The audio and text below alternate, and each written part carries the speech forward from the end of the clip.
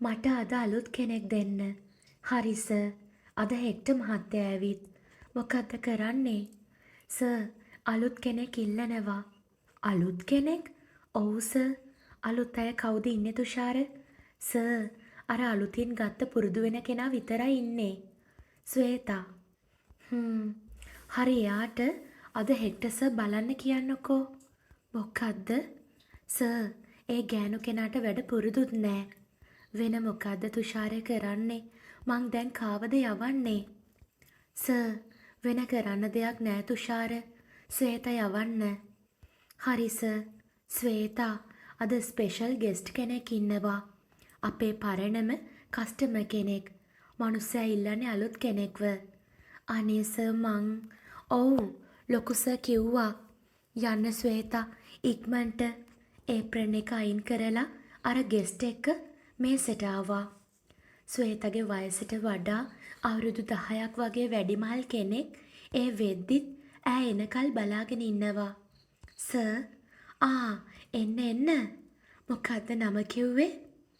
Sir මං ස්වේතා. ස්වේතා, මගේ glass එකට ඩ්‍රින්ක්ස් දාන්න. හරි සර්. ස්වේතා, මේක ඔයාට. අනේ සර්.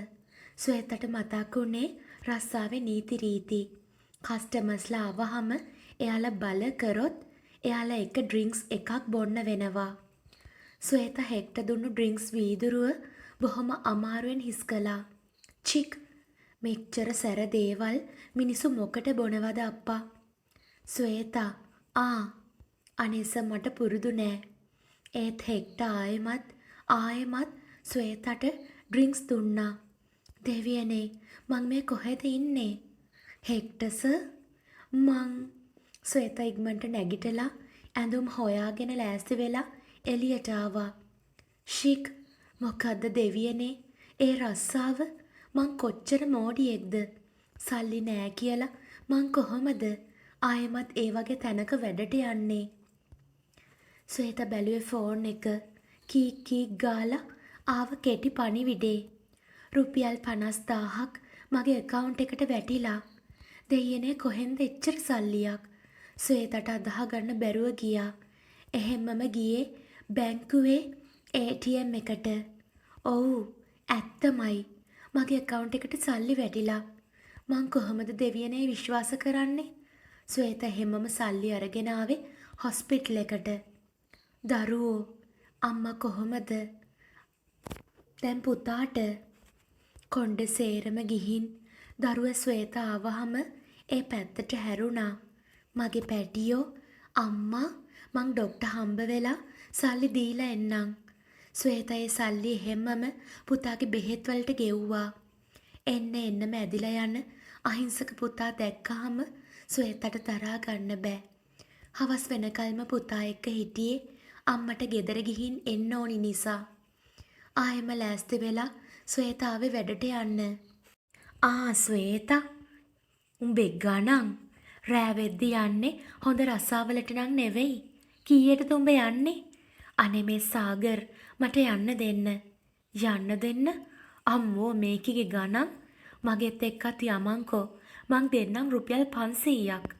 අනේ මේ සාගර්, ඔයා දැන් යන්න. ඔයා හොඳටම දන්නවා පුතා ඉන්නේ අසනීපෙන් කියලා. බෙහෙත් කරන්න ලොකු සල්ලියක් යනවා.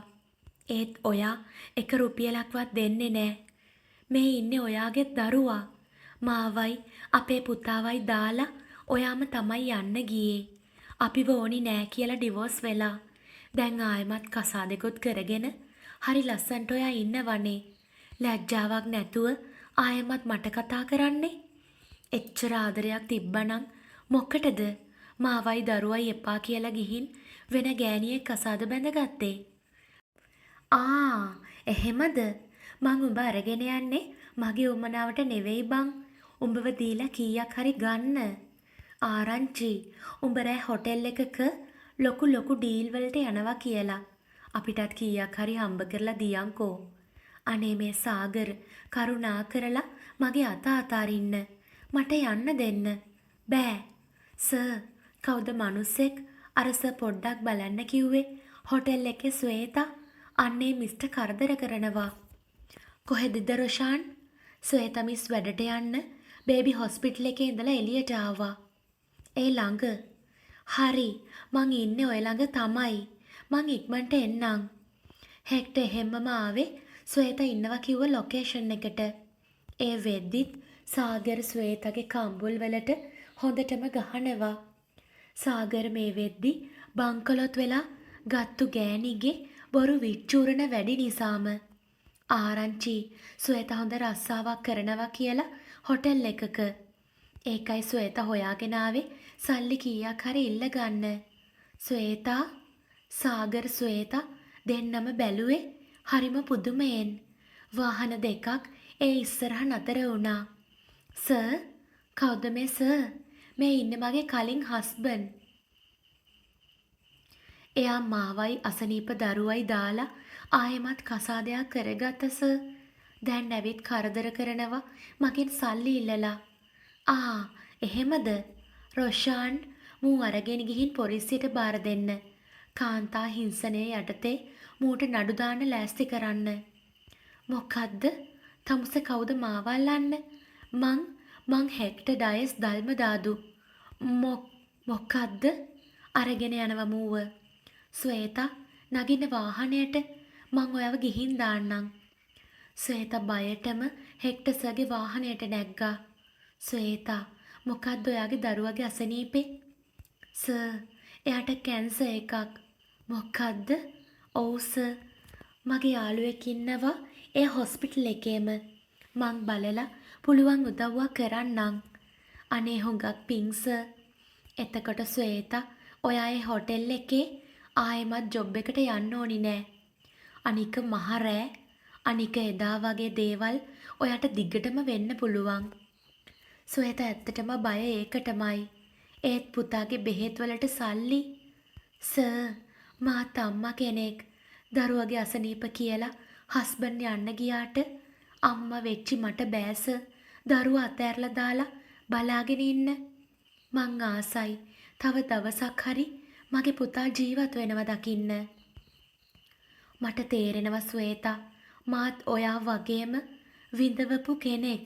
මටත් තිබ්බ ලස්සන පුංචි කුරුළු කූඩුවක්. මමයි මගේ නෝනයි පුංචි පුතයි හරි ආදරෙන් හිටියේ. ඒත් මගේ ඇස් ඉස්සරහම ඒ දෙන්න ඇක්සිඩන්ට් වුණා. දවස් ගාණක් නෝනා හොස්පිටල් එකේ මරණ එක්ක පොර බදිනකොට මං පිච්චුණා. අන්තිමට නෝනා යන්න ගියා. මගේ පුංචි පුතා එයත් දවස් ගාණක් හොස්පිටල් ඉඳලා මං ඩොක්ටර්ස්ලට වැන්දේ නැති එක විතරයි.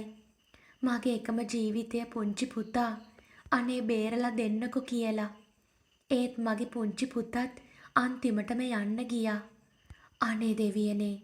ඔව් ස්වේතා මං පුළුවන් දෙයක් කරන්නම් ඔයාගේ දරුව වෙනුවෙන්. හෙට ඉඳලා මං ඔයාට ජොබ් එකක් දෙන්නම්. උදේ 9 හවස 4. ඒත් පුතාගේ ළඟ ඉන්න ඕනි වෙලාවට ඔයා යන්න. කිසිම ප්‍රශ්නයක් නෑ. සර්ට හුඟක් පිං සර්. ආයෙම කිසිම ආත්මෙක සර්ට අර වගේ වේදනාවක් දුක්ඛක් වෙන්න එපා. ස්වේතා ඔයා කැමති නම් අද අපි අපේ ගෙදර යමු. ස්වේතා බැලුවේ බය වෙලා. නෑ මගෙන් ඔයාට කිසිම කරදරයක් නෑ. ස්වේතට අලුතෙන් වෙන්න කියලා කිසි දෙයක් මේ වෙනකොට ඉතුරු වෙලා නෑ. ඇත්තටම ඇය හෙක්ට මේ වෙලාව විශ්වාස කළා. ඇත්තමයි මේ ගෙයක් නෙවෙයි මාලිගාවක්. හෙක්ට ස්වේතා වෙනුවෙන් හරිම ලස්සන කාමරයක් වෙන් කළා. කවුද පුතා? අම්මා එයා ස්වේතා. අම්මෝ ඇති යන්තම් උඹට දැන්වත් එහෙම දෙයක් හිතුණා.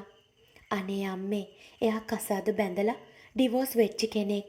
ඉතින් මොකෝ උඹත් එහෙමනේ. එයාගේ බබත් හොස්පිටල් එකේ ඉන්නේ. මොකද්ද? ඒ දරුවට කැන්සර් එකක්ලු. අම්මෝ පව්. අපි ඒ දරුවා කොහොම හරි බේරගමු පුතේ. අනේ ඔව් අම්මා. අම්මා හුඟක් සතුටින් hina වුණා. ඒ වගේ අහිංසක කෙනෙක් තමයි උඹට ගැලපෙන්නේ. ස්වේතා වෙනුවෙන් කාමරේට ඇඳුමක් හෙක්ටගේ අම්මා යැව්වා. මිස් සර් කිව්වා මේ ඇඳුම අඳින්න කියලා. මොකද්ද? ඔව්. හරි. ඇත්තමයි. ඒ ඇඳුම හුඟක් ලස්සනයි. ස්වේතා පහලට ආවේ රෑ කෑමට. එන්න එන්න දරුවෝ. අම්මා හෙක්ටර් සර්ගේ අම්මද? ඔව් දරුවෝ. හෙක්ටර් සර් ආවේ ඊට පස්සේ. ස්වේතා මේ ඇඳුම මං දුන්නේ එයාට. ඇයි අම්මා මේ? කොහොමද? එයා ලස්සනයි නේද? හෙක්ටර් හරි ආදරෙන් තියාගෙන උන්නු ආදරණීය බිරිඳගේ ගවුමක්. කෑම කෑවත් හෙක්ටර් වචනයක්වත් කතා කළේ නෑ. හෙක්ටර් ස්වේතාගේ දරුවා වෙනුවෙන් හුඟක් සල්ලි වියදම් කළා.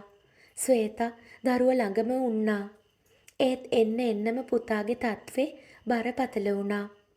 ඇඟ එහෙම්මම කළු වුණා. ඇස් එළියට ඇවිත් වගේ.